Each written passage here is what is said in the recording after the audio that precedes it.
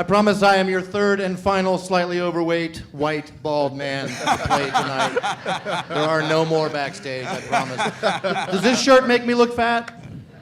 Or is it cheeseburgers and cookies that make me look fat? I think it's that. Has anybody here ever killed 2 birds or even just 1 bird with 1 stone?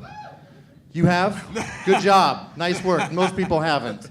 I'm not sure why we need to involve bird murder in the idea of solving 2 problems with 1 solution, but we do. And my dad's really into it. He's a Vietnam vet, and he's very sympathetic to the cause of people coming back from war with PTSD. It's kind of hard to find work, hard to find jobs when you're kind of messed up from being in war.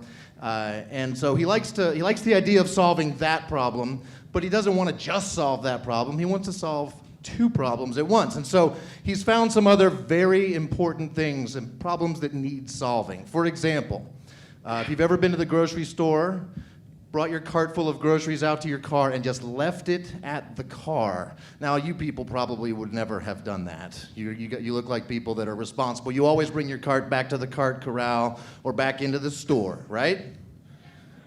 Uh-oh.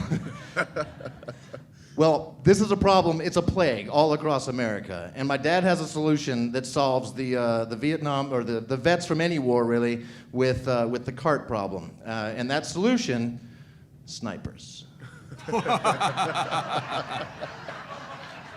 On the roof of Walmart, just waiting. Some of you are guilty, so you might want to watch out. Or just maybe bring your cart back. That would be kind of cool. He's got solutions like that for several problems. Another one of the ones he's got a good solution for is people that text while driving, which again, I know none of you would do that. It's dangerous, right? Just don't do it. His solution for that?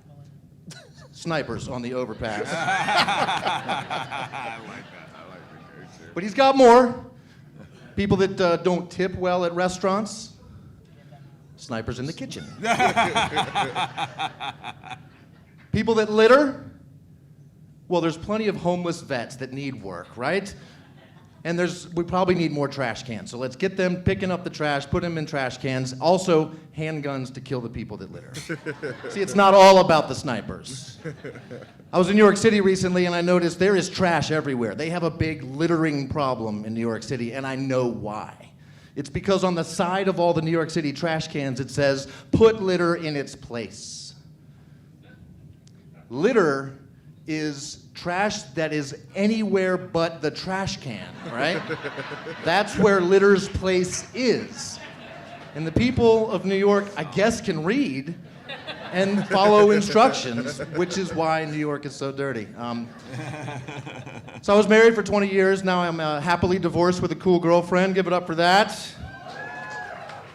Being married was weird. It wasn't, there was fights that just really weren't worth having while married. For example, drinking. Just not something I did much while married.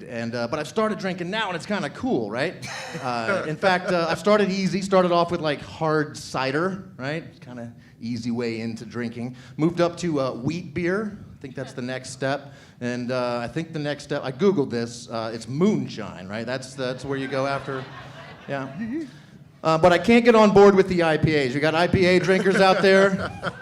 Oh God, they're awful. I have tried the IPAs. I cannot do it. And they got cool names, right? Like Ghost IPA and things like that. But I'm just not into it. My friends always try to get me to try their favorite IPA, and they always do the same thing. They go, no, you're gonna like this one, I swear. No, seriously, you're gonna like, no, I'm not kidding.